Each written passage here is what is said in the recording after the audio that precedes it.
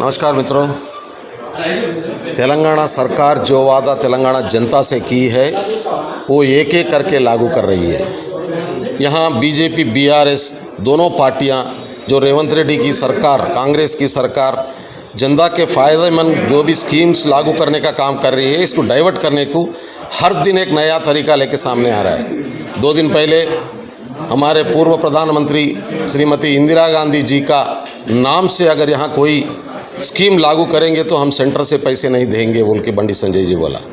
ये federal system के खिलाफ है। फेडरल सिस्टम में स्टेट का पावर स्टेट को रहते, सेंट्रल गवर्नमेंट का सब पावर सेंट्रल गवर्नमेंट को रहते। स्टेट गवर्नमेंट ही कौन सी नियम से कौन सा स्कीम को लागू करना है स्टेट गवर्नमेंट का हक है, ये नहीं छीन सकते। बीजेपी संविधान के खिलाफ है, संविधान के विचार के खिलाफ है, संविधान के बेसिक प्रिंसिपल्स के खिलाफ है। इसीलिए आज उसका मुखौटा सामने आ रहा है। और आज पद्मश्री के जो लिस्ट आया, वहाँ से हमारे माननीय मुख्यमंत्री जी बोले थे यहाँ से हम बहुत सारे लोगों का नाम भेजे। उसमें गद्दर जी का है, चुक्का रामैया जी का है, जयदिल तिरुमल राव जी का है और बहुत सारे तेलंगाना वाले को भेजे। तो खाली एक मंदकृष्ण मादिगा साहब को दिए, बाकी लोगों को नहीं दिए। गद्दर जी को ये सभी को देना था बोल के हमारे माननीय चीफ मिनिस्टर साहब बोले।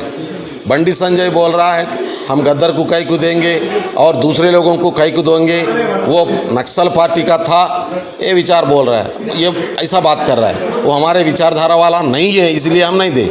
हम खाली बीजेपी का विचारधारा, आरएसएस का विचारधारा वाले को ही हम पद्मश्री, पद्म भूषण, पद्म विभूषण अवार्ड देंगे बोल के आज बंडी संजय जी बोल रहा है। मेरे को समझ में नहीं आ रहा बंडी संजय जी, आप भारत संविधान के हिसाब से चल रहे या नहीं तो बीजेपी का विचारधारा के हिसाब से चल रहे।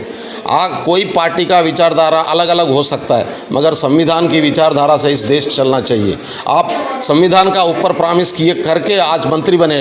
अगर आप संविधान की विचारधारा से नहीं चलेंगे तो आप 1 मिनट भी मिनिस्टर होने के लायक नहीं हो सकते। आप मिनिस्टर के इस्तीफा दीजिए और बाहर निकलिए।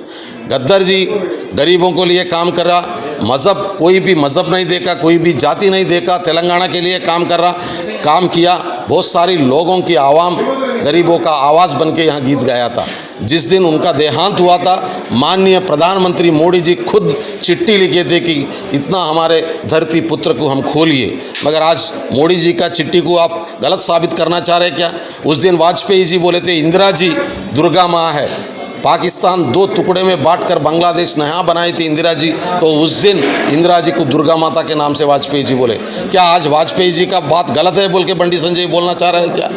इसलिए एक पार्टी का विचारधारा से ऊपर नहीं उगल पाए, वो संविधान की रक्षा नहीं कर सकते, संविधान के पद पे नहीं बैठ सकते। इसलिए बंडी संजय जी को इमीडिएटली उनके पद से निष्कासित करना चाहिए, ये हम कांग्रेस पार्टी की तरफ से डिमांड कर रहे हैं। इमीडिएटली वो केंद्र सरकार से बाहर निकलना है और वो एमपी के लायक भी नहीं है, क्योंकि एमपी जो बनेगा वो संविधान का हिसाब से बनेगा।